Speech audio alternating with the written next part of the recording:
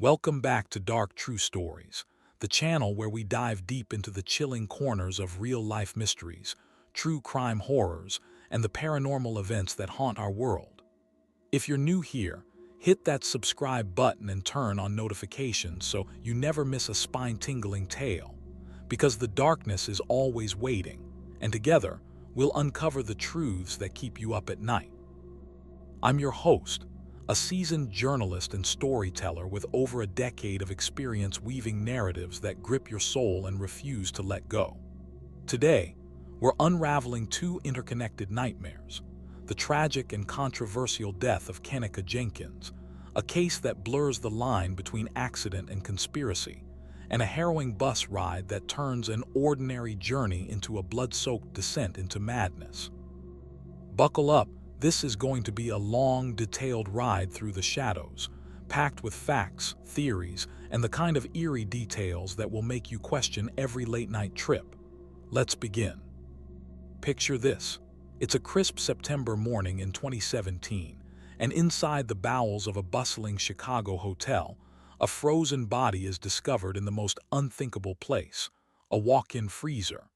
The victim, a vibrant 19-year-old girl named Kenneka Jenkins, who had vanished into thin air just hours before during what should have been a carefree night out. Her death wasn't just a tragedy.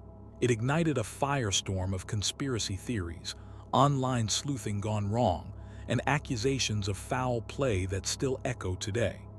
Was it a simple accident fueled by alcohol and poor decisions? Or something far more sinister, involving gangs, organ trafficking, or a cover-up by those who should have protected her? As we peel back the layers of this case, you'll see how misinformation can twist a heartbreaking loss into a chaotic web of lies, burying the truth deeper than any freezer ever could. Kenneka Jenkins entered the world on May 27, 1998, in the heart of Chicago's West Side, a place where grit and resilience define the people who call it home. From all accounts, she was the epitome of a loving daughter, fiercely devoted to her family. Her bond with her mother, Teresa Martin, was unbreakable.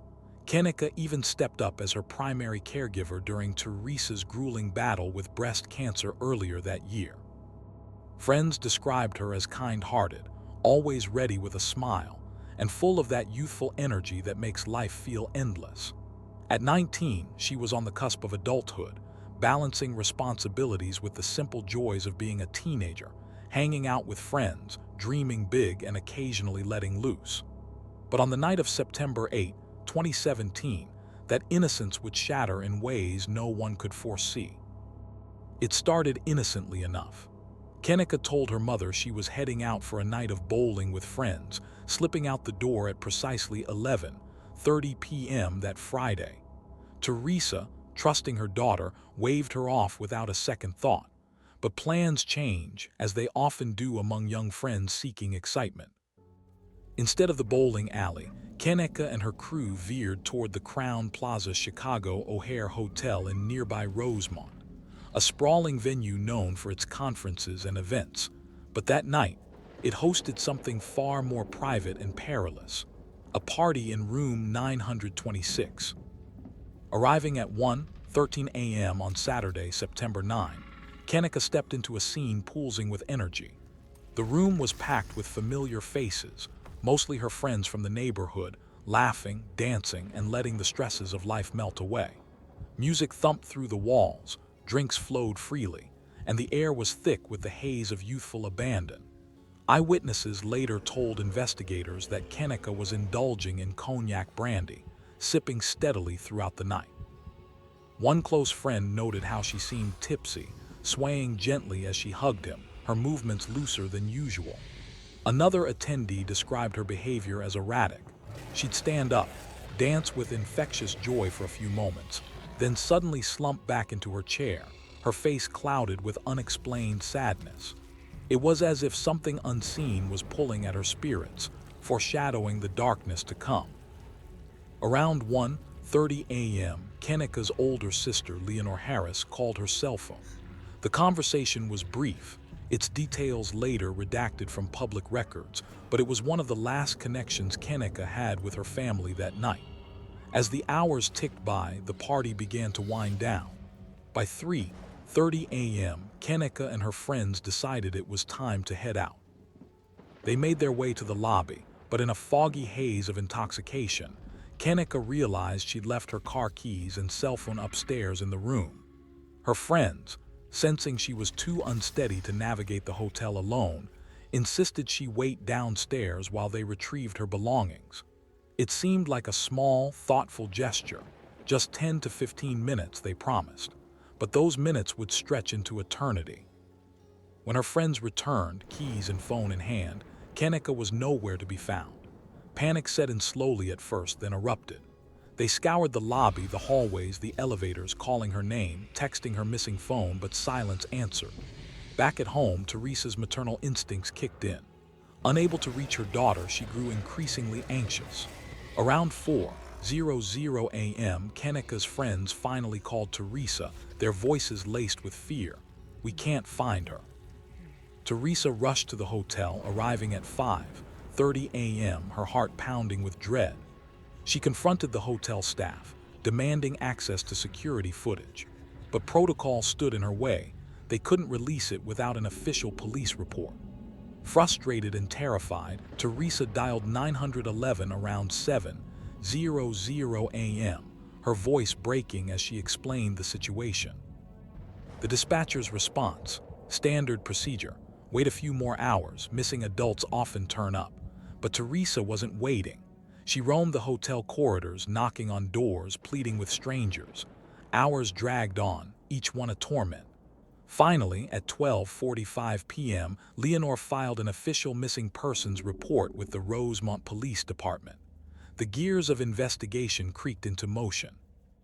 Officers arrived at the hotel by 1:15 p.m., searching the 9th floor where the party had raged, then fanning out to public areas. Nothing. No sign of Kenika. By 6:00 p.m., the family joined the hunt, their desperation boiling over. They pounded on guest room doors, showing photos, begging for any clue. Complaints flooded the front desk, and soon police were called back, not to help but to handle the disturbance. One officer, already on scene, listened to Teresa's impassioned plea. "We can't just sit here while she's missing." At her urging, investigators revisited the security footage. This time, they spotted something chilling. At 3:20 a.m., Kenika appeared on camera near the front desk, stumbling unsteadily, her balance betrayed by the night's indulgences. 5 minutes later, at 3:25 a.m., she exited an elevator on the lower level. For 7 agonizing minutes, the footage captured her weaving through the hotel's unused kitchen, under renovation, dimly lit, a labyrinth of shadows. At 3:32 a.m., she turned toward the walk-in freezer and vanished from view. That was the last glimpse of Kenika alive. A frantic search of the kitchen ensued but yielded nothing. The clock ticked mercilessly onward. It wasn't until 12:25 a.m. on Sunday, September 10, nearly 24 hours after her disappearance, that a hotel employee swung open the freezer door and recoiled in horror. There lay Kenika, face down on the cold floor, her body frozen stiff. Detectives rushed in, noting no obvious trauma except a small cut on her foot. She was missing one shoe, likely scraped during her disoriented wanderings. But questions swirled. How did she get in? Was the door locked from the outside? Had someone forced her? The case shifted from missing person to potential homicide. Yet as evidence mounted, foul play seemed elusive. Investigators theorized Kenika, heavily intoxicated, had wandered in accidentally, the heavy door latching shut behind her. The freezer's handle required a firm push to open, perhaps too much for her impaired state. The lights were off, the space pitch black and chilling. Why was it even powered on? Hotel staff claimed it was leased to a nearby restaurant, unused but operational. Surveillance showed no one near it since August 30. Division crept into the investigative team.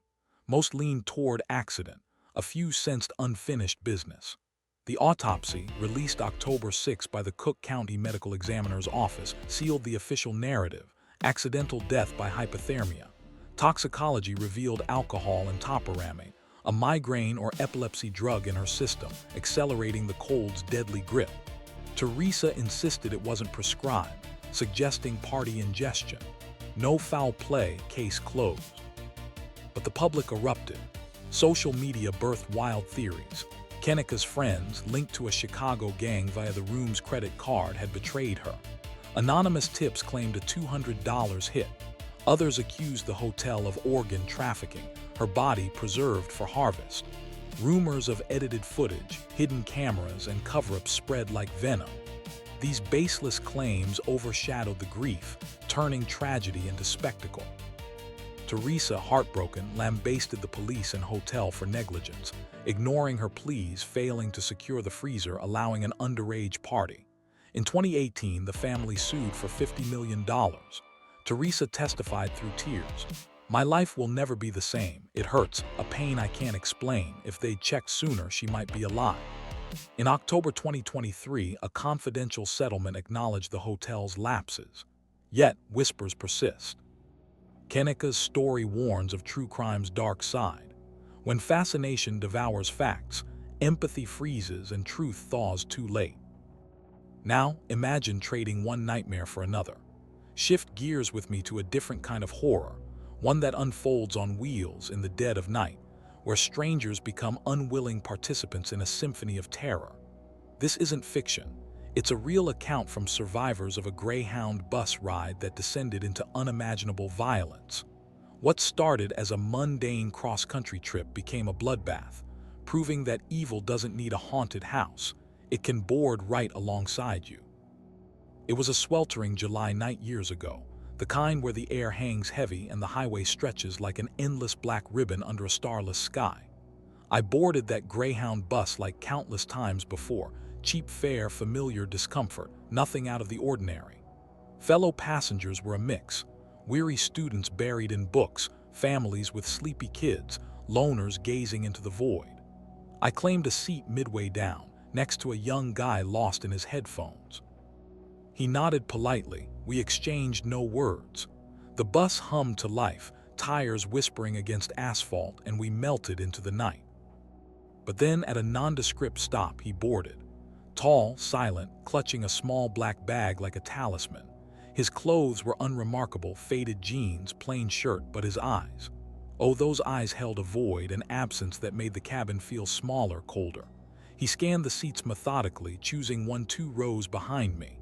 No luggage, no greetings, just an unnatural stillness as he stared out the window. At first, I dismissed it. Buses attract eccentrics. But the air thickened, a subtle shift like storm clouds gathering unseen. As midnight crept in, the bus fell into a lulling quiet. Engine drone, occasional snores, the soft rustle of pages. Most dozed, but not him. Glances back revealed him rigid, unblinking, fixated on some invisible horizon. The older man beside him attempted small talk, newspaper in lap. "Long trip, huh?" No response. Just a slow, mechanical turn of the head, eyes locking like a predator sizing prey. The old man muttered awkwardly and retreated. Whispers rippled. Weird guy. A mother pulled her child closer. A student removed his earbuds, frowning. Then the muttering began, low, rhythmic words, indistinct but laced with an otherworldly cadence. Not conversation, incantation. The cabin tensed.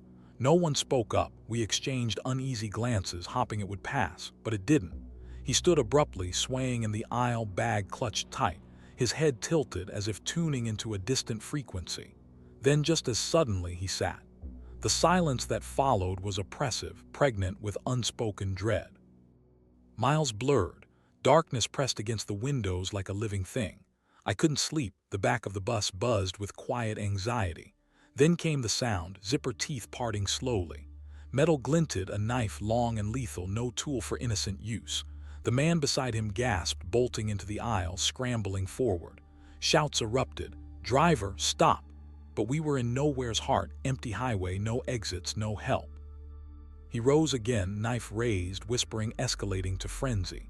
Lunging, the blade flashed down once, twice. Screams shattered the night, blood arcing like accusation. Chaos exploded, passengers clambering over seats, luggage tumbling, the bus swerving as the driver fought panic. Intercom crackled. "Stay calm," but calm was a myth.